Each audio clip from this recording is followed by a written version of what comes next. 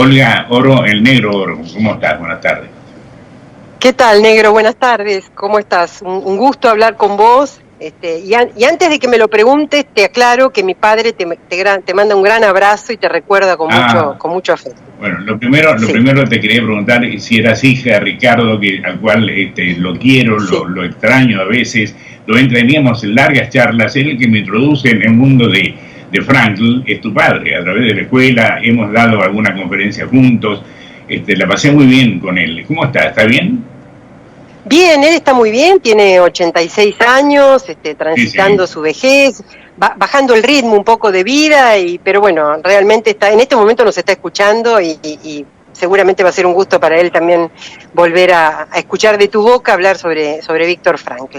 Sí, definitivamente. Le mando un cariño enorme a Ricardo, a tu papi, y que tenga la seguridad de que lo respeto, que lo admiro y que lo quiero mucho. Te mando un abrazo grande, Ricardo Oro. Nunca averiguamos si éramos parientes, pero era lo de menos.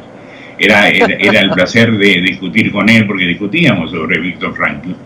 Y aprovecho, Olga, que soy licenciada en gestión educativa, para comenzar con un tema que tiene que ver con la actualidad. ¿Es esencial la educación o no es esencial la educación?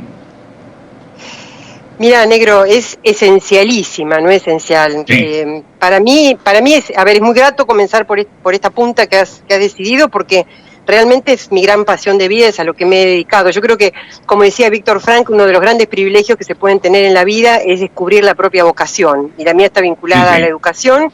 Es esencial. Vos ves que Víctor decía que la tarea de la educación es despertar conciencias, justamente porque la conciencia es el órgano de sentido. Entonces, claro, una persona educada y tempranamente educada tiene muchísimas más posibilidades de descubrir un sentido en la vida y después transitar una vida que alcance la plenitud en profundidad y en altura, por supuesto. Así que sí, es esencial. Sí, porque aparte, digo, de ser, es uno de los pilares fundamentales para cualquier nación, para cualquier país. La educación es uno de los pilares fundamentales, desde el jardín de infantes hasta la universidad, y ojalá que todos llegaran a la universidad, y si no, que tengan un oficio, pero es educar, en definitiva es educar, es socializar también con sus compañeros, no es lo mismo aprender por Zoom que yendo al colegio.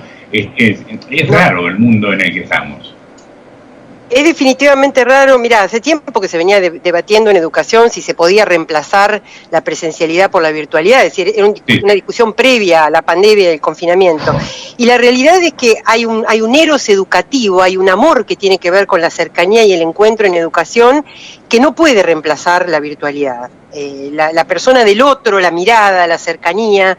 Pero también es cierto que no estando eso, no siendo posible eso, no podemos prescindir de la educación, porque las personas necesitamos despertar al pensamiento reflexivo y crítico y reflexionar junto con otro. Es decir, lo social y el pensamiento crítico te diría que son lo esencial que despierta la educación y que no puede faltar. Sí, porque la educación, el hecho de estudiar, te da de lo que también hablaba Viktor Frankl, la esperanza.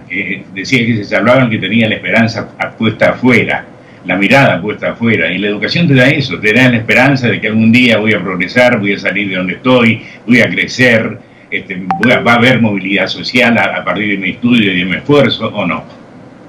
Sí, es cierto. Además de eso, negro, te da una introducción a la realidad. Y esto ¿por qué es clave? Porque Viktor Frankl decía que vos el sentido no lo inventás, lo descubrís mirando el mundo, y que el mundo es el que te dice: vení, negro, te necesito para esta tarea de difusión, vení, Olga, te necesito para que trabajes en educación.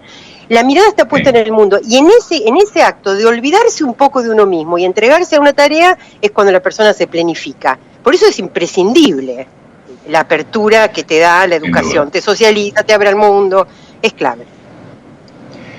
Pensaba, mientras esperaba para empezar el programa, pensaba que para tener un sentido en la vida también hay que tener ciertas certidumbres, y estamos en un mundo de incertidumbres. ¿Cómo compagino esto? ¿Cómo combino? Mira, es cierto que nuestro mundo es incierto y, como decía Bauman, es un mundo líquido, ¿no? Donde las cosas se mueven permanentemente. Pero vos sabés que los valores son estables, negro. Nos quieren hacer creer que ya no hay valores. No, lo que pasa es que se ha invertido la escala, se han priorizado otros valores que tienen que ver con el dinero, el éxito. Pero lo cierto es que el bien, la verdad y la belleza, esos trascendentales de los que ya hablaban los griegos, son inmutables. Y si les quitamos a través de la educación y con una conciencia despierta, el pilón de escombros que les hemos colocado encima, el alma, la espiritualidad humana, esa por la que trabajó tanto Víctor Frankl, inmediatamente se identifica con esos valores y quiere comprometerse con esos valores. Así que es posible recuperar la certidumbre. Sí, perdón. Lo admirable, digo, de Víctor Frankl es que, lo decía hace un rato cuando comencé el programa, él sale de Auschwitz, nada menos que de Auschwitz, que es el símbolo de la época más desastrosa de la humanidad. Sale de Auschwitz y crea una escuela, la escuela de ontología, digo, ontosentido. ¿Él encontró el sentido a su vida? Sí. Sí, mira, vos sabés que pasa algo muy particular con la logoterapia. Vos lo has dicho bien recién. En realidad la logoterapia preexiste a los 4 campos de concentración a los que sobrevivió Víctor Frankl. Desde muy temprano, calculan que alrededor entre los 15 y los 16 años, él ya da en su escuela secundaria una conferencia acerca del sentido de la vida. Quiere decir que en él es una preocupación temprana. Y él estaba convencido de que la salud de las personas pasa por el descubrimiento de sentido. En los campos de concentración tiene un experimento fuerte, el experimento Crucis, esta cosa dolorosa, de volver a corroborar que inclusive en esa situación nefasta de vida es posible elevar la mirada cuando uno está convencido de que hay una tarea que lo está esperando más allá de, ¿no? Más allá de la zanja, más allá del congelamiento de las piernas, más allá del hambre, más allá de los piojos, más allá de la violencia. Hay un sentido que resplandece siempre, y esa convicción lo mantuvo vivo, y bueno, y después ayudó durante cerca de 70 años a que otras personas también lo descubrieran, así que él encontró un sentido a su vida ayudando a otros a encontrar el sentido. Sí, lo repitió hasta el último día de su vida, Negro. Sí. Nos están escuchando en toda la Argentina, en todo Uruguay, digo, alguien se está preguntando, bueno, pero ¿cómo descubro yo cuál es el sentido de mi vida? ¿Cuándo llegará ese llamado que me dice, mira, te necesito para esto en la humanidad? ¿Cómo llega? ¿Cómo lo descubro? Mira, el descubrimiento tiene mucho que ver con lo que yo decía al comienzo, y es mirar un poco para adentro, un ojo hacia adentro y 2 ojos hacia afuera. ¿Sí? Esto quiere decir, tiene que ver con la capacidad crítica, tiene que ver con saber quién soy yo, cuál es mi perfil particular, mi identidad, todo lo que vos quieras, rasgos personales, pero sobre todo tiene que ver con poner una mirada en la realidad y decir, bueno, a ver, esto que yo tengo, ¿cómo lo puedo aportar al mundo? ¿Cómo puedo ponerme al servicio? Hay una palabra muy técnica que crea Víctor Frankl que se llama autotrascendencia. La posibilidad de ir más allá de uno mismo, olvidarse de uno mismo, dejar de mirarse un poco el ombligo y atreverse a dedicar tiempo y esfuerzo para que otros descubran sentido, alcancen la plenitud, en el lugar donde te toca, Negro, y en la circunstancia existencial en la que estás inmerso, sin necesidad de ir a hacer una obra benéfica al fin del mundo. Cerquita tuyo hay ocasiones de sentido, decía Frankl, y lo que se trata es estar atento. ¿Qué pasa? En un mundo autorreferenciado como el nuestro, esto es un poco complicado, porque exige un olvido de sí, que es bueno como clave, ¿no? Que es fundamental. Así que yo diría que el primer paso es dejar de mirarnos en el espejito y empezar a mirar un poco la realidad, como primera medida, digamos. Sí, pero no todos, nos vendieron también el verso de que todos somos iguales, y no somos todos iguales. Lamentablemente, sería un mundo maravilloso si todos fuésemos iguales, pero hay adolescentes que quizás nos están escuchando, o jóvenes que nos están escuchando, que están peleando por el pan del día. Dijiste recién algo y me vino una frase de Irigoyen, que decía que con la harina que tenemos, que no es buena, que tiene gorgojo, que está media húmeda, tenemos que hacer pan. El pan no es el mejor, pero es el pan que tenemos. Digo, con las circunstancias que me rodean, viviendo en una villa de emergencia, en un barrio careciente, digo, es más difícil que si voy al Newman, ¿o no? Sí, definitivamente, Negro. Yo estoy totalmente de acuerdo con vos, y hay una realidad. Cuando Frankl plantea lo que él entiende que es una persona, dice que está formado por un nivel biológico, que es lo corporal, un nivel psicológico y la dimensión espiritual, que es central, y la dimensión social, obviamente.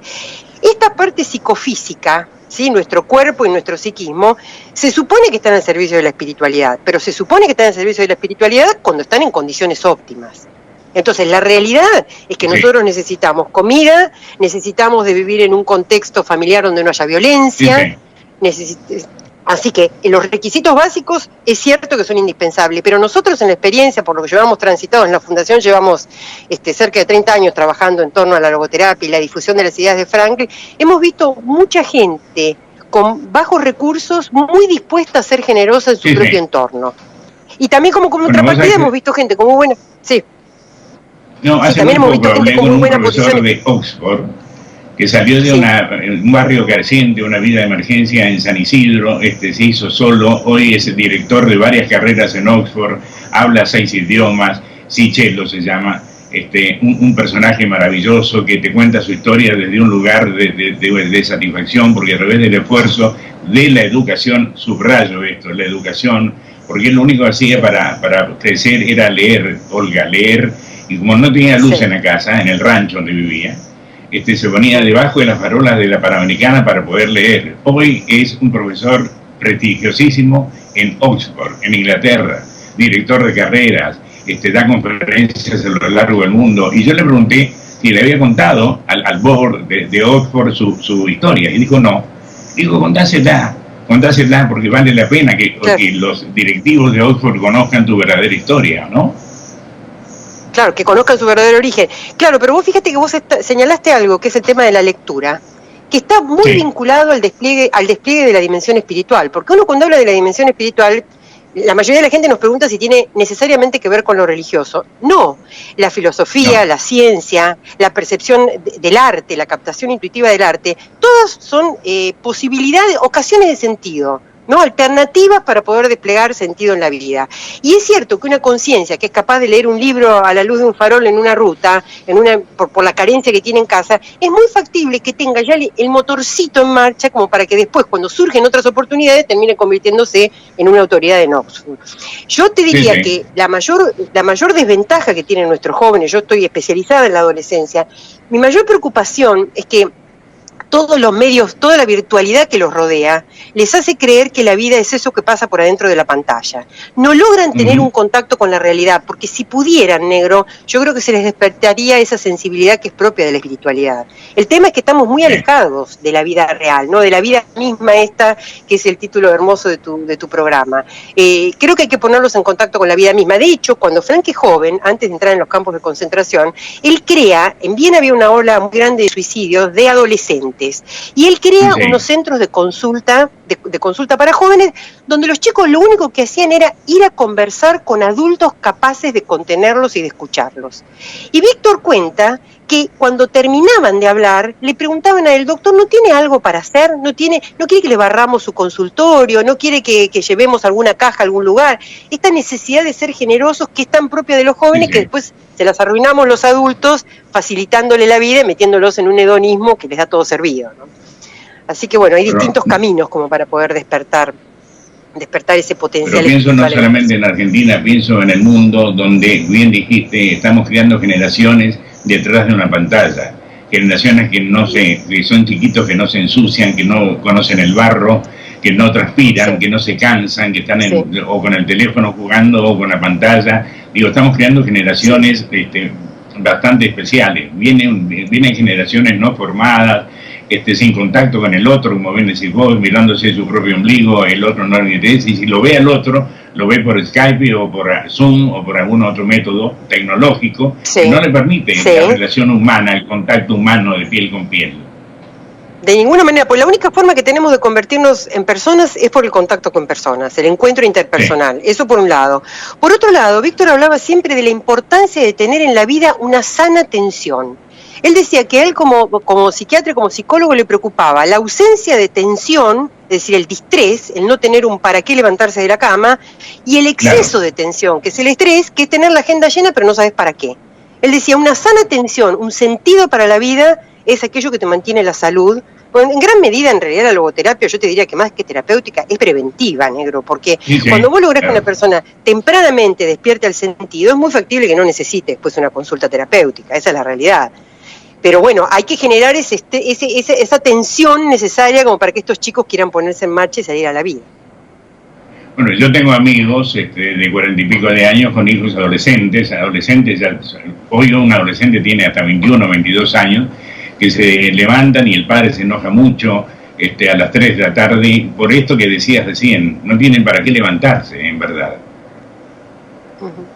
Sí, vos sabés que yo he hecho la experiencia, he trabajado muchos años, casi este año me estoy casi retirando ya en la escuela secundaria y por las materias que doy, que son filosofía, psicología, antropología, tengo los últimos años. No sabés el impacto que genera en un chico de 17 años la lectura del Hombre en busca de sentido.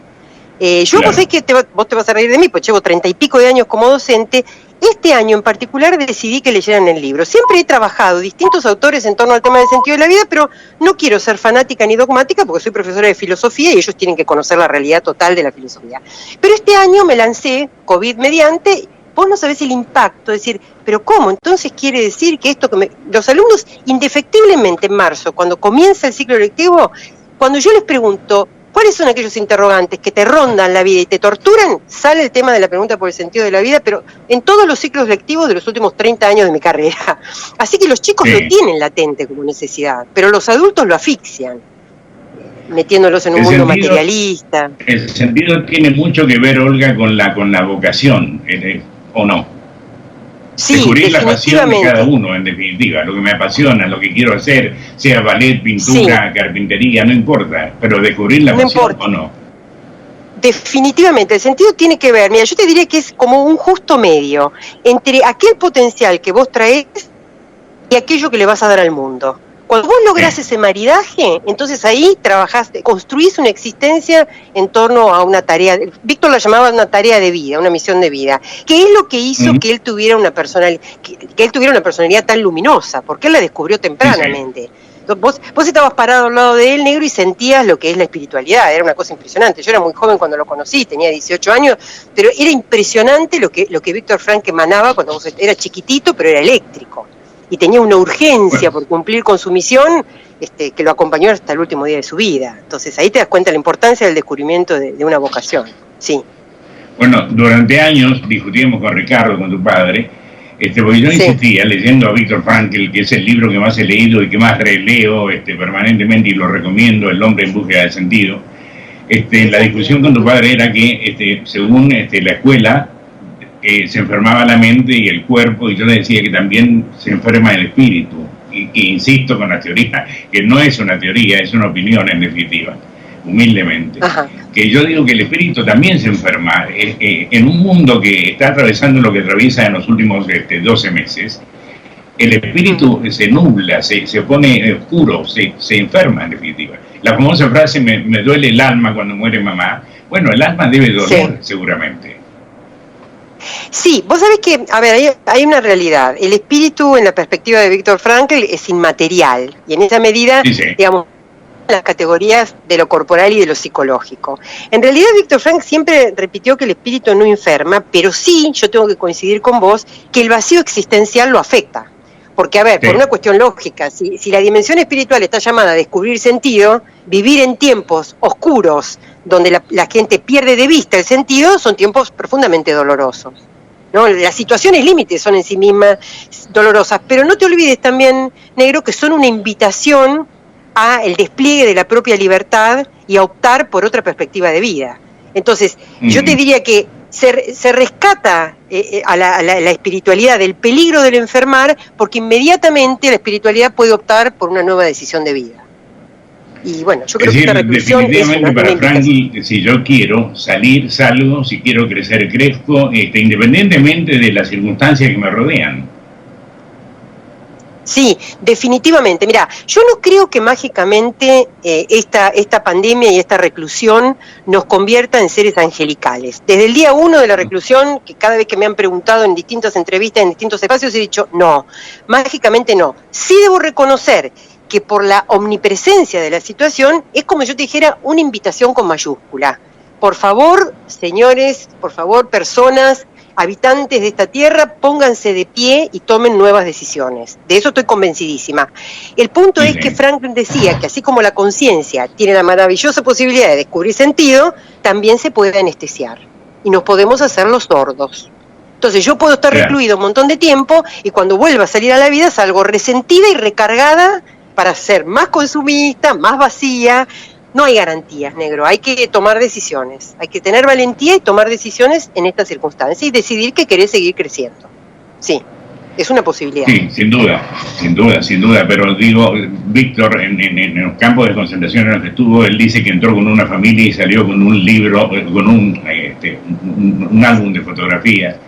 Desde ese lugar es muy difícil reconstruirse como se reconstruyó, y él se construyó, se rearmó, armó un proyecto, encontró lo que estamos hablando del sentido, pero no todo el mundo tiene esa capacidad, mi querida Olga, esa luminosidad espiritual que tenía Víctor Frankl, que salió casi sin odios, casi sin rencores, y fue, insisto, para que la gente entienda bien, estuvo en uno de los peores campos de concentración de la humanidad, que fue Auschwitz. Desde ahí él pudo hacerlo, pero no todo el mundo puede. Es muy difícil enseñarle a un chiquito que tiene hambre, que tiene que tener un sentido en la vida, que tiene que buscar su vocación, lo que lo apasiona. Es complicado. Sí, no, yo no te niego que hay situaciones que son atroces y más que limitantes y que te recortan el horizonte y que te impiden ver la realidad. Yo estoy totalmente convencida de eso. También coincido totalmente con vos, Negro, en que Víctor Frankl está a la altura de Sócrates, eran espíritus privilegiados, es decir, seres casi angelicales, que bueno, a ver, tenían claramente una misión en la vida, vinieron a traernos un mensaje y nosotros lo tenemos que tomar. Pero también confío en espacios como este tuyo, que nos llamás a nosotros para que te hablemos de la logoterapia, lo que yo puedo hacer en mis aulas, lo que un terapeuta puede hacer en su espacio, lo que una madre de familia imbuida de sentido puede despertar en sus hijos. Yo creo que son como pequeños. Frank decía que cuando uno hace resplandecer un poquito el sentido, el espíritu humano naturalmente lo anhela y se prende de ese sentido. Entonces, a ver, creo que la invitación es hacer faros de sentido, tratando inclusive de iluminar a aquellos chiquitos que vos describiste que están en situaciones muy oscuras y de muy pocas posibilidades, ¿no? Sin duda. La pregunta es, ¿qué diferencia, para que la gente entienda bien, Olga, qué diferencia hay entre la logoterapia y las terapias freudianas, lacanianas, junguianas, la transaccional? ¿Cuál es la diferencia fundamental? Mira, las diferencias son unas cuantas y Víctor las marcó durante toda su vida y en todas sus obras, pero fundamentalmente, yo lo tengo que resumir, Frankl es prácticamente el primero que en pleno siglo XX recupera la espiritualidad como una dimensión de la persona. Esto le costó que Sigmund Freud lo echara de la Sociedad Psicoanalítica de Viena, porque para Frankl la dimensión espiritual no existía, es decir, existe lo psicofísico y no existe la dimensión espiritual. Esto en primer lugar. En segundo lugar, la logoterapia pone el acento en la capacidad de elegir de la persona, la libertad y la posibilidad de, optando sobre valores a partir de un descubrimiento de sentido, comprometerse y volverse responsable de armar una vida en relación con esos valores. Entonces, la libertad sería la gran diferencia. Víctor Frankl luchó toda la vida contra toda forma de determinismo. El biológico, el sociológico, el psicológico, refractario a toda forma de determinismo. Y en esta misma línea te diría que la tercera gran diferencia es que es una terapia muy prospectiva. Es decir, te pone de cara al futuro. Sin desconocer el pasado, justamente porque no es determinista, no va a insistir en los primeros 5 años de vida, no va a insistir en aquello penoso que hayas atravesado en tu historia, sino que te va a decir, mirá, reposicionate, volví a elegir y plantate mirando hacia el futuro proyectado en valores. Te diría que son las principales diferencias, ¿no? Bien. Después podría darte algunas cuestiones más de detalle. Es dialógica, es de cara a cara, no es con un diván, sino pues directamente la mirada, apunta mucho a lo que es la introspección. Bueno, tiene una cantidad de características, tiene técnicas propias. Bueno, da como para más detalle clínico, digamos. O sea que durante muchos años yo me he psicoanalizado, he hecho terapia muchos años de mi vida, a veces sigo haciéndolo cuando creo que lo necesito para conversar con mi terapeuta, que gracias a Dios me atiende cuando lo necesito. Pero siempre me pregunté, yo creo que me quiere, en verdad, creo que mi terapeuta me quiere. ¿Es necesario querer tener empatía con el paciente para ser eficiente como psicoanalista, digo, o no? Mirá, hay una distancia que te exige el profesionalismo y la formación propia que, digamos, tiene que impedir que vos selecciones al paciente en función de la vincularidad o no. Es cierto que la empatía, ¿sí?, el sentir cerca al otro y el identificarse y el ser receptivo con la persona del otro, facilita los procesos terapéuticos, porque cuando vos sentís que este terapeuta te quiere, como decís vos sentís una cierta familiaridad que te permite volver a él. Acá lo importante no es que, primero, que no sea un condicionante que el terapeuta solo seleccione a aquellos pacientes con los que se siente cómodo, pero también es cierto que esto le va a colaborar muchísimo en el progreso de la terapia, pero obviamente que el terapeuta está formado con herramientas como para poder sobreponerse a la no afinidad que pueda tener con un paciente y avanzar en el proceso. En el caso de la logoterapia, nosotros formamos logoterapeutas en la Fundación, ponemos mucho el acento en esta cuestión de que se trata de ser un profesional de la salud y que el otro en todo momento es tan persona como lo sos vos como profesional. El reconocimiento de la persona integral del otro, yo te diría que es una clave en la formación del logoterapeuta. Es clave, porque el otro porque es un consultante o porque tiene alguna dificultad o alguna disfunción, no es menos persona que vos porque sos profesional. Esto está clarísimo y para nosotros es muy importante, porque además también hay en la línea logoterapéutica que viene de toda la raigambre en filosofía existencial, hay una clara iluminación de lo que cada persona tiene en particular. El mismo Víctor Frank decía, si a lo largo de mi vida yo he atendido a dos pacientes del mismo modo, a uno lo atendí mal, porque no hay dos personas iguales. Entonces, esto es muy claro en el contexto de la atención clínica. ¿Por qué se especializa, Víctor, en su consultorio en Viena? ¿Por qué se especializa en adolescentes? No se especializa en particular, a ver, se crea aquellos centros, cuando yo te comento alrededor del 23, creo que fue de 1923, porque se estaba dando en las grandes capitales de Europa olas de suicidios que eran coincidentes con los periodos en los que se entregaban las notas, lo que serían nuestros boletines. Y él empezó a darse cuenta que estos chicos no tenían adultos referentes con los cuales poder dialogar.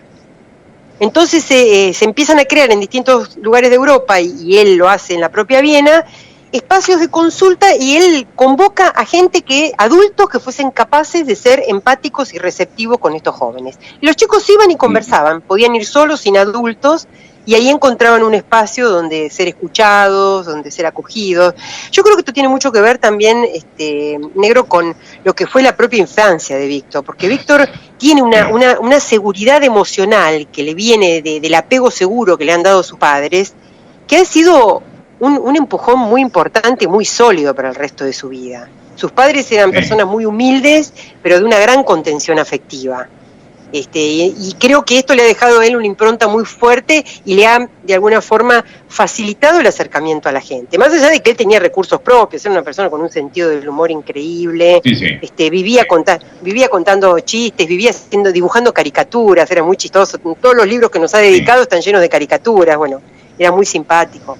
Pero bueno, además él tenía una seguridad emocional. Hasta en los campos de concentración había humor. Que de alguna manera también nos ayudaba a tener humor en un campo de concentración. Sí, muchísimo, porque el humor opera como una herramienta de distanciamiento de la parte trágica de la vida, que es inevitable por otra parte, pero cuando vos sos capaz de reírte de una situación e incluso de reírte de vos mismo, ¿sí? Sos capaz de ironizar un poco con tus propios límites, esto hace que tomes distancia de ellos y por lo tanto puedas tomar decisión respecto de esos límites. Sí, es clave, el sentido del humor fundamental. Ahora, pensaba mientras te escuchaba, Olga, que hoy está más vigente que nunca en la escuela. Digo, en tanto y en cuanto los adolescentes, la gente joven no tiene con quién los escuche, los padres no están escuchando demasiado a sus hijos, y sería bueno que entendieran esto que explicaste también recién vos, ¿no? Buscan un espacio donde sean escuchados.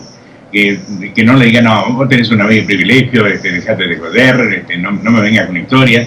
No, que lo escuche, a ver qué te está pasando en verdad, ¿no? Sí, vos sabés que el diálogo, sobre todo cuando son adolescentes, es fundamental. En realidad, a mí me toca muchas veces dar charlas para padres en las escuelas que me convocan, y el diálogo con un hijo adolescente empieza cuando el chico tiene 2 años y empieza a hablar. Cuando vos querés hablar con un adolescente que ya está metido en una situación compleja, es muy difícil tratar de dialogar porque claramente no tenés un puente tendido previo a la situación límite. La realidad es que el adulto, si me permitís, tengo que corregirte algo, lamentablemente vemos en psicología y en educación que hoy en día se habla de adolescentes hasta los 35 años. Esto hace que muchos de los que se convierten en padres no hayan resuelto su propia adolescencia. Entonces, cuando vos Cuando vos como padre y pseudoadulto estás tratando de entender lo que significa ser persona, es muy difícil que tengas la voluntad y la disposición para recibir y acoger a otro que está tratando de preguntarse cuál es el sentido de la vida, qué voy a hacer con mi propia existencia. A mí me pasa muchas veces con alumnos de 5º año que cuando yo, que soy de humanidades, y me preguntan por su vocación, los veo con perfil para humanidades y les aconsejo, cuando los padres vienen a las entregas de diploma me retan, usted es la responsable de que mi hijo en lugar de estudiar economía ahora quiera estudiar historia. Usted es la responsable de que mi hijo quiera hacer... Yo digo, pero a ver, yo lo acompañé en un proceso de discernimiento vocacional, no estoy tratando de que abulte su billetera. Pero fíjate que la perspectiva del adulto es otra, es más pragmático. Hoy la gente es muy pragmática y quiere resultados. Entonces, sentarse a escuchar a una persona, negro, es una tarea ardua. Tenés que despojarte de vos mismo, tenés que dejar un espacio al otro. Y bueno, la realidad es que en el mundo en el que vivimos esto es bastante complejo. Pero es imperioso, es indispensable. Yo cuando me retire de la escuela media, que ya no me falta mucho, pienso que será en este ciclo lectivo, es una de las cuestiones que quiero proponer a nuestra fundación. Generar espacios para jóvenes, porque yo tengo la experiencia de 30 años de talleres optativos para chicos en una escuela pública. No sabes, los chicos se han quedado 2-3 horas fuera de horario filosofando un viernes a la tarde y los he tenido que sacar del cole. Chicos, se cierra el cole, nos vamos. Y simplemente hablando sobre la vida. Sí, la verdad que es una experiencia que me llevo en el corazón maravillosa. 20 años de un taller que, bueno, interrumpió la pandemia en el 2020, pero veníamos desde el 2000 invictos. Así que hay posibilidades. Los chicos tienen intacta la espiritualidad. Por eso te quería preguntar esto. El mundo de Víctor Franklin no es el mundo que estamos viviendo vos y yo y millones y millones de personas. Es un mundo encerrado, un mundo en peligro, un mundo con miedos permanentes a que se infecte papá y se muera. El miedo a volar, el famoso de Fromm, en el sentido que nombraste que la adolescencia llega hasta los 35 años, el famoso síndrome de Peter Pan, creo que le decían. Sí. Claro, porque irse de la casa significa ir hacia la libertad, depender de uno mismo, autoabastecerse en todo sentido. Digo, y encima, si sos papá y viene otro adolescente a hacerte preguntas, es probable que no tengas ganas ni tiempo, ni la capacidad, inclusive, de poder darle una respuesta a tu hijo. Por eso son buenos esos espacios y me encanta saber que alumnos del secundario se quedan filosofando, discutiendo sobre Buber o sobre quien sea, ¿no? Sería bueno que esto se prendiese en la juventud. Sí, definitivamente yo creo que es una propuesta. Yo puedo dar fe después de 20 años de generar espacios así, que hay una avidez en la gente joven por esto. Pero yo te voy a decir algo, negro. La salida de Víctor Frank de los campos de concentración lo hace encontrarse con una Viena, como estaba Europa, devastada. Con una sensación profunda de vacío, con un abatimiento, ya no hay familia, ya no hay amigos, no está ni siquiera la vivienda que dejaste cuando entraste en el campo de concentración. Y sin embargo tenemos a un Víctor y a otros que fueron capaces de ponerse de pie sobre eso y tomar una decisión. Mirá, Víctor Frank siempre nos contaba que él, cada día que se iba a dormir, se preguntaba si había vivido ese día a la altura de merecer estar vivo cuando todos a su alrededor habían muerto. Yo creo que con que nosotros logremos... Repetime eso, por favor. Sí, que él se preguntaba, él hablaba muy poco de la vida en los campos de concentración. Si le preguntabas, hablaba, pero en líneas generales no ponía el foco ahí porque era una persona muy positiva. Pero cuando se iba a dormir a la noche, se preguntaba, cada uno de los tantísimos años que estuvo vivo después de los campos de concentración, si había vivido ese día a la altura de merecer haber sobrevivido cuando tanta gente había muerto. Porque cuando él sale de los campos de concentración, muy angustiado, habiéndolo perdido todo, se preguntó muchas veces por qué seguía vivo. Y él tenía, una conexión muy profunda con su interioridad, una convicción profunda de que una tarea grande lo estaba esperando. Yo creo que es esto lo que le tenemos que hacer entender a nuestros jóvenes. A todos, negro, nos espera una tarea grande.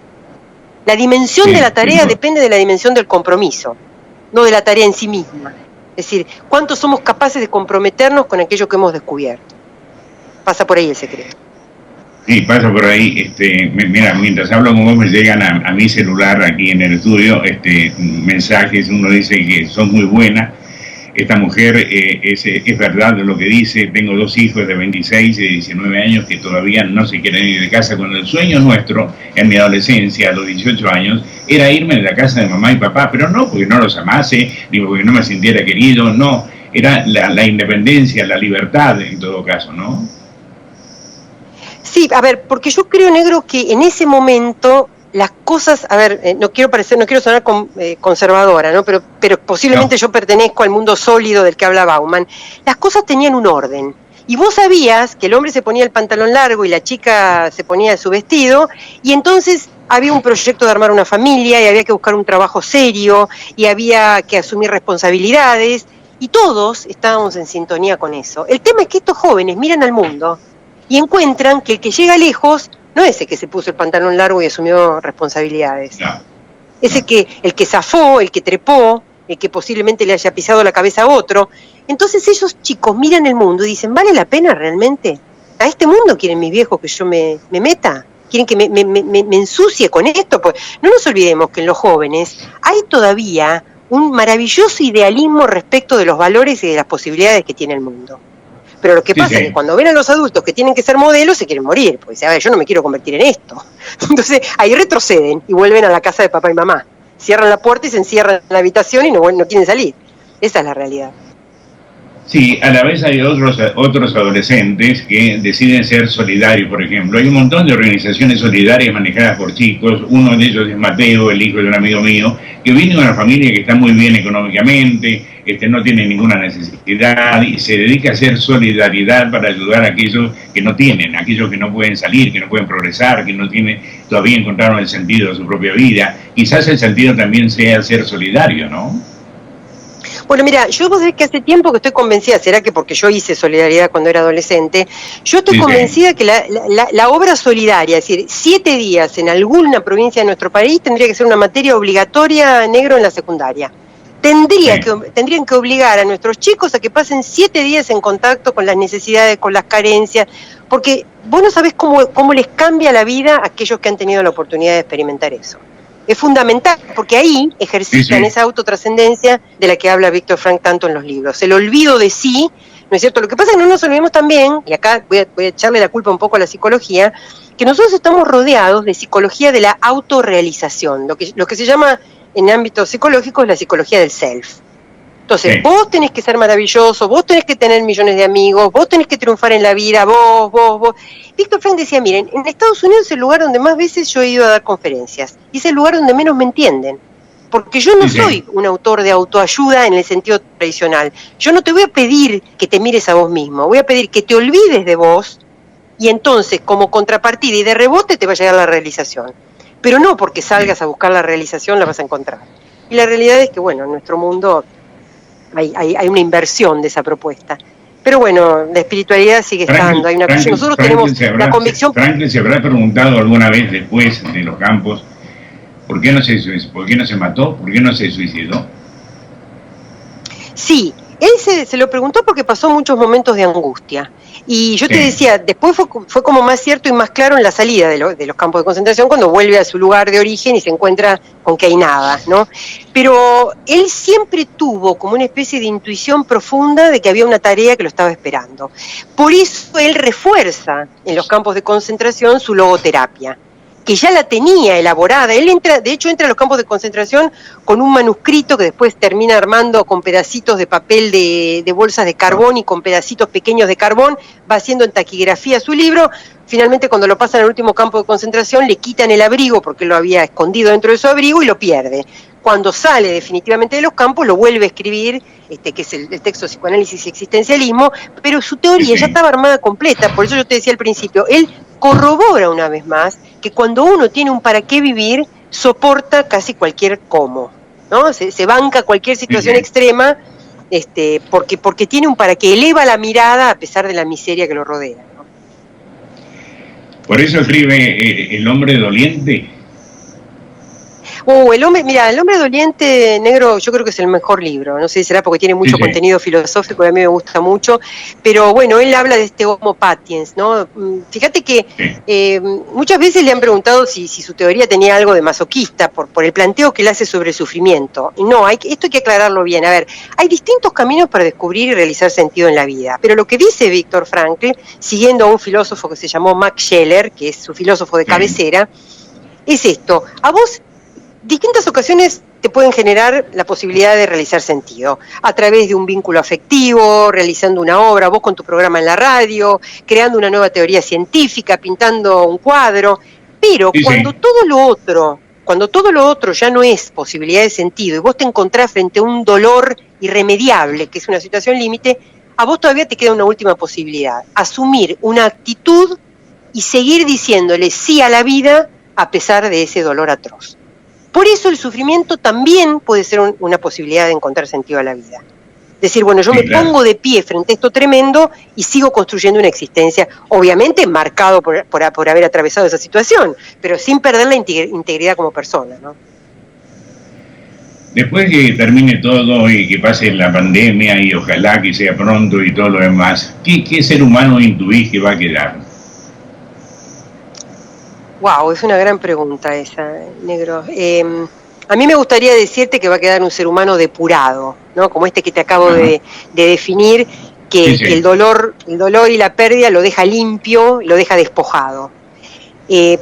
Puede ser que una parte de la humanidad haga esa conversión. Los filósofos dicen que convertirse no es más que volver a la más propia esencia. Es decir, no es cambiar en algo distinto, sino que es volver a la propia esencia. Me gustaría soñar con que la humanidad va a hacer eso, pero no soy tan ingenua, a pesar de estar en filosofía, no soy tan ingenua. Le Sí, sí. tengo mucho miedo a la revancha, Negro, a que la gente quiera salir a vivir todo junto lo que no pudo vivir en este tiempo de encierro. Con lo cual, creo que aquellos que tenemos una visión un poquitito más elevada, porque hemos trabajado mucho sobre nosotros mismos, porque estudiamos, porque leemos, porque nos vinculamos con otros, creo que vamos a tener la gran tarea de elevar esos faros de sentido para que la gente quiera realmente hacer una transformación profunda y quiera empeñarse en el sentido español, comprometerse profundamente en construir un mundo distinto.